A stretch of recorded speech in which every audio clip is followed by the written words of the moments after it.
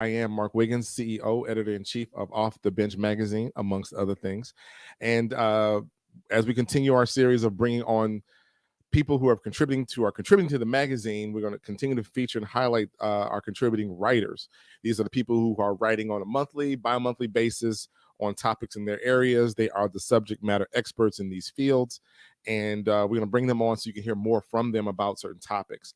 And again, the June issue is out. Make sure you have subscribed to the magazine. If you have not subscribed to the magazine, you can definitely go to offthebenchmagazine.com. There it is, coming across the bottom of the screen. Offthebenchmagazine.com. Subscribe today so you don't miss another issue. A lot of stuff going on in the June. We're talking about King Get Your Crown. We are having crown discussions, king discussions, talking about doing king stuff.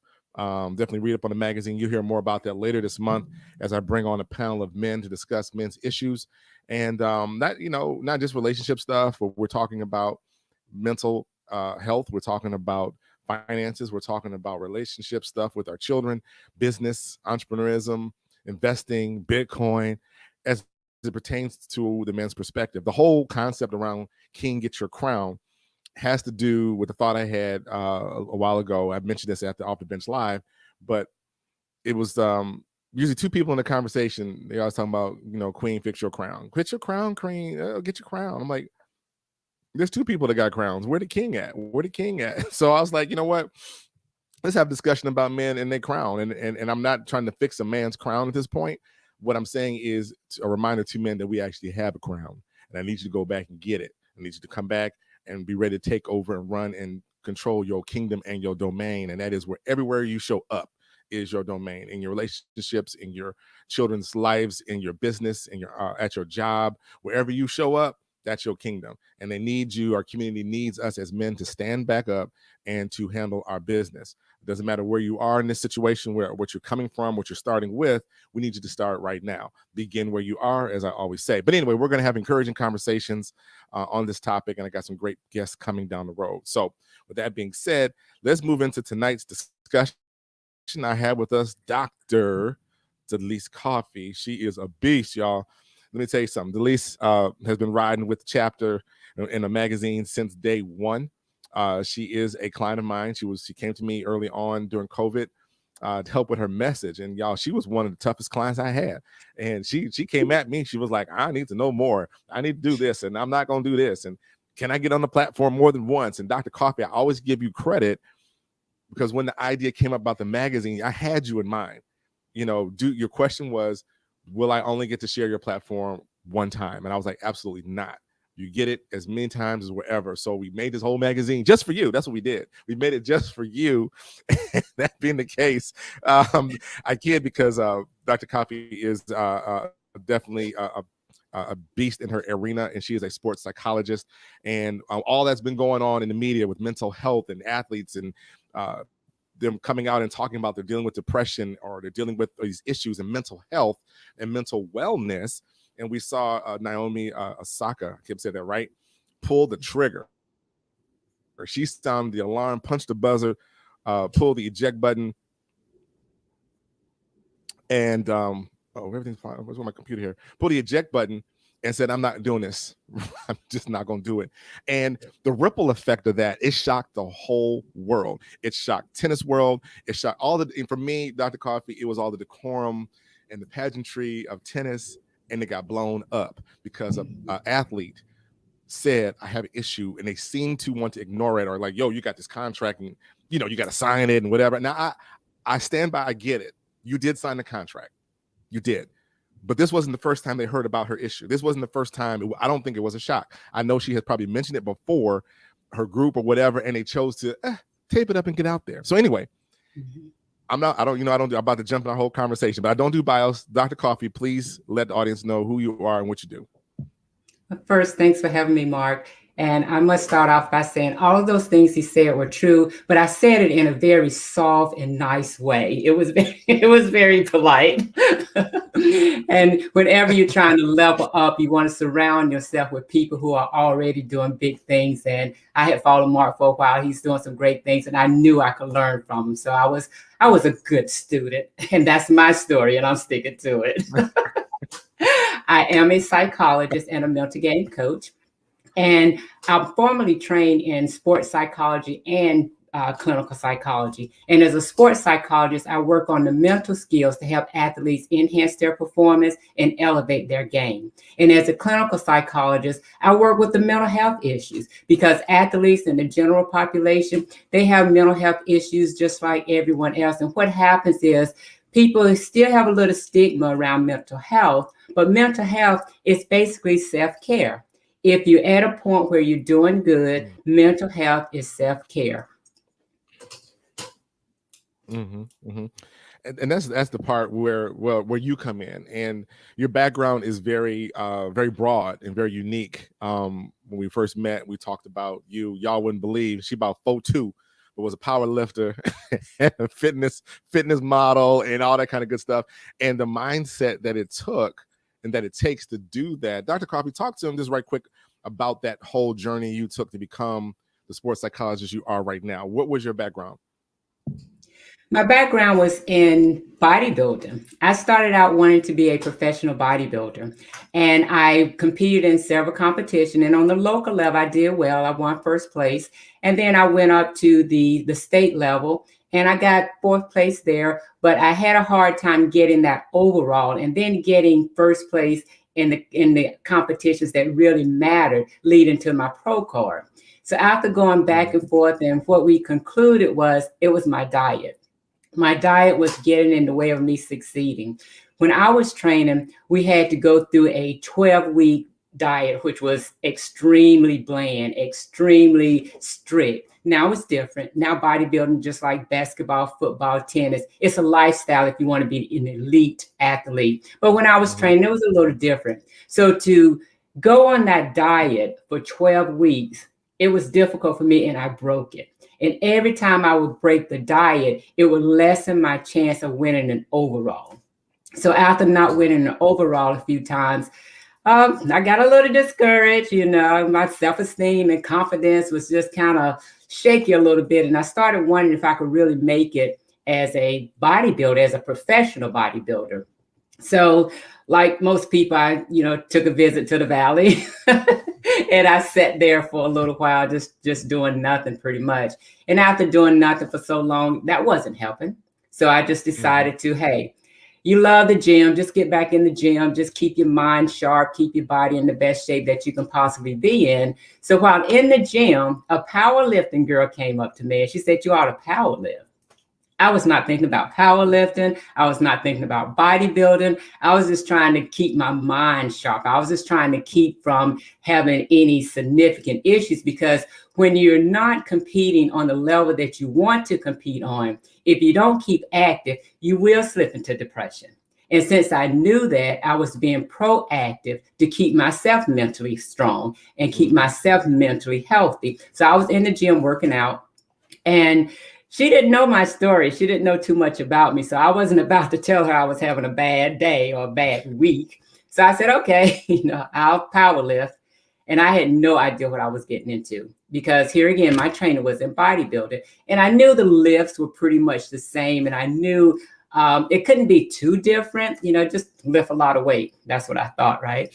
So I was training with her, and we trained for a while. And what I realized was it was more the form and the technique that helps you lift the weight. So although when I started, I was just lifting weight, once I got the technique and the form down, that's when I was able to lift a lot of weight. So that's when I realized, okay, if I focus on the form and the technique, I could probably do well in powerlifting.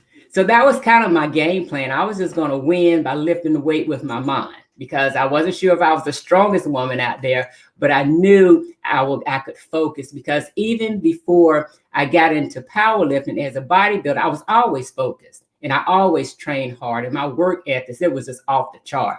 So I knew if I could focus and I knew if I could get my confidence back, I knew I could win.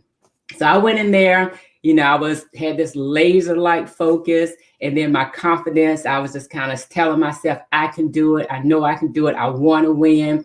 I got this. All of those self-talk, and that stuff is real. It really helps keeping those positive affirmations coming. So I went to the first competition, and it was a local competition because when you start, you start where you're comfortable. So I went to a local competition and blew it out the water. So I'm like, I can do this for real. So I got excited. So you have those little wins, and that's what I teach.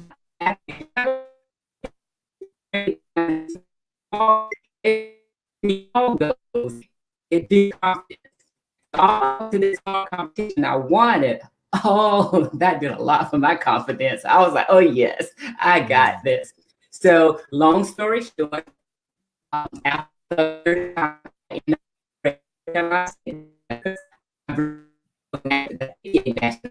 and the world record in powerlifting. So I did all of that just because it was kind of done because I just felt that was the right thing to do. And it was natural because I felt just bring anything I want to life. So as I got older or as I got into college, I just started searching things and then just started reading, and I stumbled across Mental Game Coach. And I'm like, wow, this sounds really good. So I started reading on that, and that's when I realized this is really a science. You can actually teach people to focus. You can actually give people strategies and tools to build their confidence, to maintain composure, to be fearless. And I got so excited. I read everything on mental game coaching. And then I got certified. That's just how excited I was because I'm like, oh, wow, I'm going to start teaching this because I know it worked because I did it before I knew what I was doing. So now that I'm formally trained, I have the experience and now I have the knowledge and now I can really help athletes excel.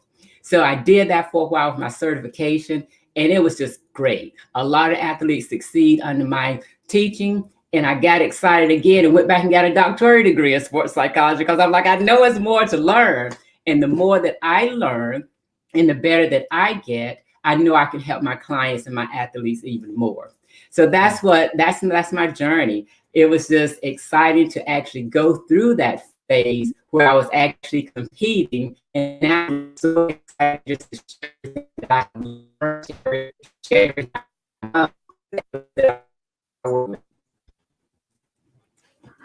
All right. Okay, you're dragging a little bit there. Okay, good.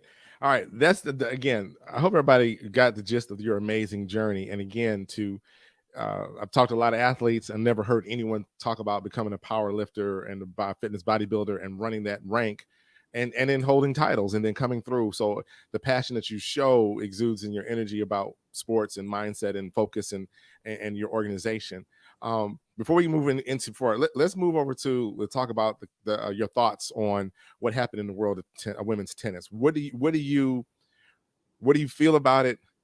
What do you see going on? And I guess the third thing is what needs to be done about it? Good for you, because you must understand I'm a psychologist. You must take care of yourself. And then after hearing all the conversation around and after it became such a big deal, I'm like, what's a big deal? She's trying to take care of yourself. So in the comments, people saying that some of the stuff that was going on, Dr. it Carpenter, really didn't change. You're dragging a little bit. You're dragging. And you're about to say something real important there. So it was breaking up. I go. Okay. There? Yes. Can you hear me? Yes. Okay. Go ahead. Yes. So then I just kind of started slowing down and reflecting to see, why is this such a big deal? And then when I started reading about and then what she did, and then I remember saying, I think it was 2008, that she was having issues with depression. Mm-hmm. And then if she was having issues with depression in 2008, that means she's either still or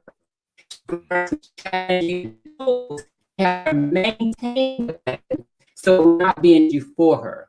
So if she have developed strategies and tools to maintain her depression, is not a problem. That's when it crosses over to self-care. You understand and you know where your buttons are. You understand and you know where your triggers are. So if you know where your triggers are, it is important not do anything that would set you on cause to regress. And that's what I see. If she's been struggling with this for a while and she's working with a psychologist or a therapist, she knows it's going to trigger her. And if she knows something is going to trigger her, it is in her best interest to back away. One of the things we don't realize is we're athletes. We're expecting them to perform for us. We're expecting them to give us this great performance because they signed this contract, because it's their obligation. I get that, and that's true. However, if they're having mental health issues, they cannot perform like we're expecting them to perform. So if you force someone to go out there when they're struggling with mental health issues, they're not going to get that performance to us. They're not going to give us the show we know that they can give us. And then another conversation. Oh, she was off her geese tonight. Oh, she didn't do well. And then some may go as far, I paid all this money to see her and she didn't give me a good show. So understand, in order for an athlete to give their performance, their cup to be full. In order for their cup to be filled up, they must go into self-care. Anything or any issue that they're having, it's important for them to be preventative and protecting that so they can have mental health issues. So the position that she took, I thought it was a very good position for her. I mean, she's 20 something, if I'm not mistaken, 22, 23. That's very young. That's very young to recognize that level of care. And if we want to see her do well, if we want to see her or any athlete have longevity in their sport, they must put their mental health first. Yes, you hit a lot of great points about what needs to happen for protecting the mental health, and again, I think your whole culture of psychologists and therapists were standing up on chairs saying, "Woo, thank goodness, good for you." Pull out. It's if it's about the money, you can have it back. We're going to fine you $15,000. I think what really kind of just sent me over the edge a little bit was the audacity of other organizations who tournaments she ain't even got to yet. Yeah, we're gonna find her too. We're gonna find, like, they already plotting against her. It's like it's a setup. So withdraw. she don't. Let's be clear. Financially, I'm probably sure she's decently well off. So she got the shoot contract, whatever. You all need her. She doesn't necessarily need you to make this money. And I think the other thing that was really disappointing to me was that the leaders and organizers of the women's tennis are legends, and all the things that they had to go through and fight, and this is how you treat another sister. Again, from my reading of it, I could be dead wrong, but my interpretation was y'all acted just like some dudes, and I don't mean that any other way than what I just said. You were worried about the money in the business or whatever, and you didn't particularly care, and y'all get out there and play. When response should have been, okay, we got these rules, but let's get y'all some help. What does she need from us at this moment? You know what I'm saying? I got to find you because you didn't post. However, we're going to, you come back when you're ready. What can we do to help? That would have kept tennis having a decent look on. Like, look at tennis be different. Look at them be not like the football league. Look at them not like be back basketball. But you just made yourself like every other league in the world. Perform because we paid you. Do this thing like we told you. And, from being Black athlete, that kind of has a different ring to it, if you know what I mean. So let's move it down a notch, and you deal with athletes all up and down the scale. It's not just youth athletes, but we're going to talk about youth athletes. What's your recommendation to the parent out here who believes their child is the next Naomi and the next Tiger and everybody else out here? How do you recommend them to help their child and protect their child? Right. I work with athletes from a holistic perspective. My way of working with athletes is developing them as a person first. So it's a holistic approach to well-being, a holistic approach to player development. So by me coming from that angle, in order for you to give me your best, you must be your best. And in order for you to be your best, you must be mentally strong and mentally tough. And in order for you to be mentally tough, I must get you mentally strong first. Mm. So you cannot separate the two. If you really think about it and you're really interested in developing a player to the next level, you cannot separate mental health and performance. Because like I said earlier, if you want to perform well, you must be mentally sharp. An example is if you have the flu, I'm not talking about Michael Jordan, I'm talking about the rest of us. If you have the flu, you cannot perform well. So first you're going to take medicine or take your herbs or do whatever you need to do to get over the flu so you can be ready for the next game. It's no different with mental health. Mm. If you have an anxiety attacks or just severe anxiety, if you're depressed, if you're stressed out, you cannot perform well. You cannot perform well. So you must take care of those things first. You must take care of whatever's causing you to be depressed, whatever's causing you to be stressed, whatever's causing you to get anxiety, so you can give us your best performance. So I would tell parents, don't push them in one direction. Push them in all directions, 360. You want to make sure that they're healthy, happy, and whole, and then they can perform well. Because if you push the performance, get out there, practice, shoot, do drills, that's going to cause burnout. Burnout is going to cause them to be frustrated. They get frustrated, they're going to get depressed. Mm. It's a cycle if Mhm. you don't focus on the mental health first. So parents, take a holistic approach to your child's well-being, especially if they are an elite potential player. Because what happens there is they're so good naturally, we overlooked all of those things. And most elite athletes suffer in silence. And the young kids, they will suffer either in their room alone with their games, doing things that they probably shouldn't be doing, or they're talking to their peers who do not know how to help them. So be aware that if you have a young child that's an elite athlete, just be more mindful, be more in tune of what they may be going through, because they would not just come out and say, Mom, I'm depressed. Trust me, they would not do that. You want to be able to pick up on the signs and just be more proactive in helping them move to the next level. Yeah, that's some great advice because, like I said, I'm sure you see all the gamut of. You got the parent thinking that the next one, and the kids are like, "I'm done with this, and I'm only doing it because I got to," and it does lead to those burnout levels. And I think the long term adverse effect, if we don't think about it, is when they grow up, right? Right. So now, coping skills are off, sense of competition may be off, or there's no competition at all. There's no boundaries and no balance. There's no healthy way to approach it. Yes, compete and be fierce. Yes, go for it. All that, but there is that balance piece, and I've seen it, and it's just sad that the parents are pushing that way. What How do you recommend to parents, or what would your thoughts be to help parents not to do those things, but to trend toward raising a healthy competitive athlete? Be mindful of your child. You know your child better than anyone, and you can recognize when their behavior and when their mood is changing. So you want to be in tune with the small changes. For example, if they got excited about going to practice and then they're carrying a basketball everywhere they go, then all of a sudden they haven't touched the basketball in 2 or 3 days, and every time it's time to go to practice, they're dragging. So changes like that, that's telling you something. So what I would like for parents to do is to be mindful of the changes, because as I said earlier, they're not going to just come out and tell you. And then in some cases, they don't know what's going on. They just know something feels off, and they don't know what this off feeling is. But if the parent can catch it early, that will help them in a good way. And then it's even their eating patterns. If you notice that now they're eating more, or they're eating less, or just not eating at all, that's an indication that something has changed. If you notice that they're not dressing like they used to dress, they used to make sure that they were just looking neat and just had on nice clothes and really looking good when they go to school.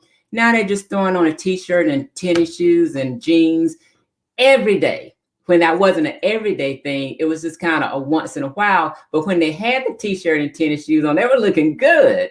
But now it's just not so good. Those are indications. Those are things that's telling you something is changing. Now, some parents, they're in tune enough to know that this change might be this, that, or the other thing. And then some parents may not know what that change is. And if you don't know what that change is, that's when you reach out for help. That's when you reach out to a psychologist or a therapist because they know what that might be. And another thing, the children are more likely to talk to a third person neutral than they are their parents because they know what their parents are thinking. So they think, children think they can read minds. So they're thinking that you want them to be perfect. They're thinking you want them to play. You want them to do this. You want them to do that. So if they tell you that they don't want to do it, they're going to feel like they're letting you down. Another layer of mental health issue. Mm. So if you can pick up on the signs and then try to correct them in a loving way to see what they want to do, that will help them not to go in these depressive moods or these depressive modes. And then, like I said, if you can't figure it out or get them back on track, reach out for help. When you reach out for help, that's a sign of strength. It's not a sign of weakness. It doesn't mean that your household is broken. It means that you were smart enough to get your child help before it became an issue. That's some good stuff right there, and I think a lot of the stigma behind it has to come from the parent. I mean, you watching over the children; they don't know no better. They're looking to us, the parent, Right. to make the choice. Dr. Coffee, is there a distinction between sports psychologist versus just a psychologist? If I were taking my kid and he was an athlete, would I need to go just to any psychologist, or would a sports psychologist be better? There is a difference between a sports psychologist and a clinical psychologist. And that's why I get so excited because I have married the two. I do sports and clinical. In clinical psychology, you're working more with clinical issues like the depression, the stress, the anxiety, the bipolar, the schizophrenia, all of those type of disorders. In a sports psychology, they're working more with performance skills. They're teaching you mental skills to help you elevate your game. They're teaching you like how to build your confidence, how to focus like a champion, how to maintain composure, how to get over the fear of failure. So that's what a sports psychologist does. And what I've learned since I'm trained in both, it's difficult for me to do sports psychology if they have clinical issues. So here again, it Right. goes back to I have to work on the clinical issues first. Wow, that what you said last was pretty heavy. The clinical issues first, and we may not see them as clinical issues. You think them as, oh, they're afraid to be of the crowd, but it may be something else there. Mhm. So that is awesome. I know you do a lot of work with the local teams, the professional teams. How are you engaging? Are you engaged with these sports teams and with these programs? Right now, I'm still virtual. I have a couple of things coming up in the next few months where I will actually go to a game. I have a girl that's coming actually from Waxhaw, where my brother is. My brother is an AAU coach, and he's bringing a girl up to Durham, where I live, to join a showcase team for one of the coaches or one of the schools that I work with. So Okay. I'll probably venture out and see what I can do for her. But right now, everything I'm doing is virtual.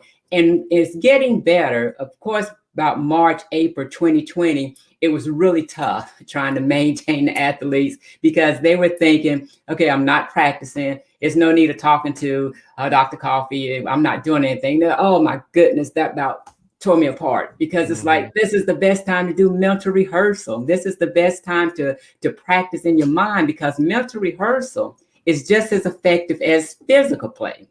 So I was working overtime just trying to get them on Zoom calls because here again, this was new to everyone. So Right. now is getting better. They're kind of embracing the Zoom conversations and they're showing up more. So I'm still doing that. And pretty much, like I said, in a couple of months, I'll probably be doing more of both. I can't see going totally offline because I'm online so much. And then I have a lot of students that are out of state, which we were already used to doing it online. So now that my local people are doing it online, they just have a choice. And then when they have practice or games, then I'll go to the facility where they are. Nice. Now, what did you find? How did let me rephrase the question? I did a keynote speak for City College in New York, SUNY. Just recently, they had a sports banquet, and it's the end of the year thing. Of course, it's all virtual. I'm here cutting the video, and one of the things that the AD told me was, "Hey, you know what? Can you drop a message of encouragement to the seniors who lost the whole season?" Mhm. And the administration had a position of, "Well, you got an education." That kind of hurt me to hear, like, you just totally dismissed my whole lifestyle just because I got my education. What were you finding with the kids that didn't get their season, that ended prematurely, the seniors, you know what I'm saying? They got nothing Mhm. and had to move forward. Did you have to deal with those students, and what did you find dealing with those students? Yeah. I had a couple, and it was really tough. And actually, it was tough for me because it wasn't a whole lot I could do. Mm, And, they were disappointed, they were sad. And then some of them had the opportunity to walk on the team. So that was really good. So if that opportunity was there, I tried to switch the focus. Hey, you can still be a good player on this team. You have to work a little harder, practice a little longer, just do things on an elevated level so you can be seen by the coach on the team that you're on now, and you can probably still get some good play. So I had to kind of switch it up a little bit and tell them that they still have the opportunity to play. They're just going to enter into the playing arena a different kind of way.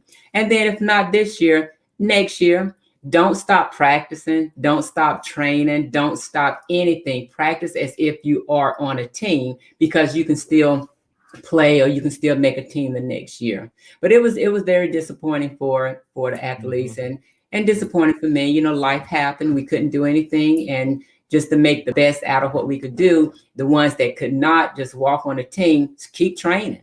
Keep training. I love using Michael Jordan as an example because he didn't make his high school team. He wasn't in a pandemic, but it was a situation where he tried out 1 year and he didn't make it. He kept training, he kept practicing, then he made it the next year, and look at him now. So that's mhm. kind of what I was sharing with them. Just don't stop practicing. Don't stop believing that you can do what it is that you want to do. Yeah, that's kind of the tact I took, especially with the returnings and those leaving. And my message to them were, you basically have an unfair advantage as an athlete. You have an unfair advantage. You have a skill set that you developed. You've got emotions. You've got things, and you've been through some stuff. There are a lot of people out there who've not been able to process getting ready for the next play or overcoming adversity. This is probably your biggest test. So while it stinks that you couldn't walk off as a senior and the seventh man didn't get to start the game, that kind of thing, you still walk out of here with a life lesson, and you Right. still are able to compete probably better than a lot of people in this time frame. And I said the same thing to the returning underclassmen. What you just said is like, listen, you should have been working twice as hard. You should have been Hmm. doubling down. There was nothing holding you back. There was nothing to do. You know, I got my phone and I'm practicing at the same time. Whatever. Right. You should have been going hard. Not, oh no, what you just don't, because you don't know. And the last thing I said to them, this should just reinforce to you why you should go hard every single day, Every because you day. don't know when the last day Every will day. be. And unfortunately for those seniors, the last time that they played was the last time that they played. Hmm. So it was just tough. Dr. Coffee, we have to wrap this down, but share with the audience, you have some programming and how people can contact you if they want to have the athlete come work with you on some mindset and other issues. Talk about your program and then how to get in touch with you. I have an online course called Elevate Your Game Now, and that's exactly how it's structured. So you can elevate your game now. And you can get that at dcoffeementaltrainingu.com. And then my website is mindsetsportspsychology.com. And you can access all of the information there. So the online course is there, and it's teaching you some mental skills. And what I realized through my training as a power lifter and breaking the world record, and then my education through sports psychology, there was three things that I kind of mastered that helped me to get there. And it was imagery, setting goals, and a pregame routine. So Mm. there's about 15 mental skills that I teach my athletes, but who's going to do an online course with 15 mental skills? It'll take you hours. Okay. We're in a world where we want everything quick and fast. That's why it's called Elevate Your Game Now. So I just picked those three out of 15. Mhm, And if you mhm. can master those three, you can really enhance your performance. And that's my What online course. what was it? And I What were the also three again? What were the three again? imagery, goal setting, and a pregame routine. Okay, got it. Yeah, yeah. So if you master those, that is a rock solid foundation for you to succeed in your sport. And I also do That's what's one-on-one up. coaching. And you can also access Okay. me one-on-one coaching through my website as well. Or you could email me at drdcoffee@gmail.com. That's dr.dcoffee@gmail.com if you want to do some one-on-one training. That's what's up. Dr. Coffee, I appreciate you coming on. Thank you for your contribution to Off the Bench magazine. We look forward to your continual writing. For those of you out there who have athletes, again, running the gamut from Little League all the way up to college pro, read Dr. Coffee's article. She's got some great information on there. You can get our magazine at offthebenchmagazine.com. Subscribe now. She definitely has something to say in the June issue. She's also in our motivational issue, the I Am, I Can, I Will issue, which is a free one. So if you have not received your copy of the free one, hit me up in the DMs in the message box or tweet me, post me, and I'll get you your copy so you can, your digital copy, so you can read from other contributors and especially Dr. Coffee. Dr. Coffee, thank you for coming on. I'm going to drop you back out and we'll talk to you later. All right. Thanks so much for having me, Mark. All right, there you have it, Dr. Coffee. She is a powerhouse, y'all. I just love having it on. So we'll continue to have more of these off the bench spotlights where we bring on our contributing authors. And for those people out there who are looking for a platform to get your message out, if you feel like you want to expand your message and your market, and traditional ways are okay. There's nothing wrong with posting, running ads, and all that kind of stuff. But there's something about having it in a magazine. There's something about seeing it in writing. It's something about being a SME, a subject matter expert. That's where you want to get into the magazine. If you are looking to get your message out, your product, your service, come to I was like, come to death row. Come to death row for those who know. But come to Off the Bench magazine. We have a lot of stuff going on, and the magazine is definitely growing. We have space for you and your message. And if you need some help getting your message together, let me know, right? Because I'm going to teach you how to tell your story so you can sell your story. And your story is your service, your product, or your platform. And this is a great way to do it. Off the Bench is definitely moving up. Make sure you follow us on we're my IG at OTB Magazine. You can definitely follow us here on Facebook or on YouTube at OTB Magazine. And definitely hit us up inside the magazine. Make sure you register for that. We have a lot of stuff coming up. Again, we will have our King's Conversations before the end of this month. And also, we need to have our mid-year word of the year discussion. I forgot to ask Dr. Coffee what her word of the year is. Let me see. You still out there, Dr. Coffee, and bring you back in. I'm still here. Did you have a word of the year, Dr. Coffee? My word for this year was serenity. And I just want to surrender everything that was not serving me well. I want to surrender everything that's not moving me forward into the best version of myself. So my word was surrender. All right. Okay. There. See, that smoothness right there. Go ahead, doctor.